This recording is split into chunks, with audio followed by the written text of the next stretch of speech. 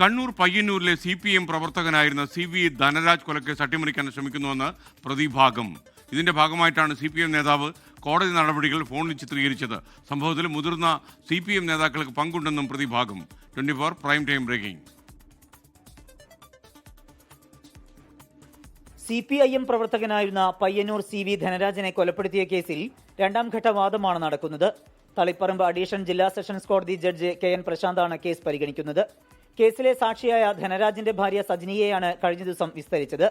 പ്രതികളുടെ തിരിച്ചറിയൽ പരേഡിനിടെ CPIM നേതാവ് KP ജ്യോതി മൊബൈൽ ഫോണിൽ ദൃശ്യങ്ങൾ പകർത്തിയ വിഷയത്തിലാണ് പ്രതിഭാഗം അഭിഭാഷകന്റെ പ്രതികരണം. സാക്ഷി പ്രതിക്കൂട്ടിൽ വന്ന് ഓരോ പ്രതിയെയും ചൂണ്ടിക്കാണിച്ചു കൊടുക്കുന്നത് കൃത്യമായിട്ട് കോടതിയുടെ പുറത്ത് ജനാലയ്ക്ക് അരികിൽ നിന്നിട്ട് ഇവർ ഫോട്ടോ എടുക്കുകയായിരുന്നു. പ്രതികളുടെ ജീവന് തന്നെ ഭീഷണി ഉണ്ടാകുന്ന ഒരു സാഹചര്യം ഇതുമൂലം ഉണ്ടാവാനിടയുണ്ട്. ഗൂഢാലോചനയുടെ ഭാഗമാണ് ദൃശ്യങ്ങൾ എടുത്തതെന്നും പ്രതികളുടെ പുതിയ ദൃശ്യങ്ങൾ ഉപയോഗിച്ച് സാക്ഷികളെ സ്വാധീനിക്കാനാണ് നീക്കമെന്നും അഡ്വക്കേറ്റ് P പ്രേമരാജൻ.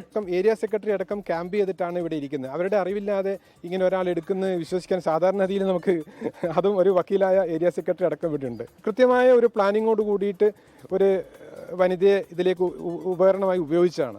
ദൃശ്യങ്ങൾ പകർത്തിയ ജ്യോതിയെ രൂക്ഷമായി വിമർശിച്ച കോടതി ഇവരെ ശിക്ഷിച്ചിരുന്നു. കൊലപാതകത്തിന്റെ ദൃക്സാക്ഷികളാണ് സജിനിയും ധനരാജിന്റെ മാതാവ് മാധവിയും. 2016 ജൂലൈ 11 രാത്രി ധനരാജിനെ ഒരു സംഘം BJP RSS പ്രവർത്തകർ കൊലപ്പെടുത്തിയെന്നാണ് കേസ്. ഗുരുതര ആരോപണമാണ് പ്രതിഭാഗം ഉന്നയിക്കുന്നത്.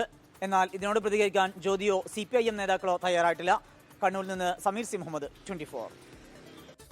ലോകത്തെവിടെയായാലും ഏത് സമയത്തും 24 വാർത്തകളും ഓഗ്മെന്റഡ് റിയാലിറ്റി പാക്കേജുകളും എക്സ്പ്ലെയിനറുകളും വിശദമായി കാണാൻ ഞങ്ങളുടെ YouTube ചാനൽ നിങ്ങൾക്ക് സബ്സ്ക്രൈബ് ചെയ്യാം.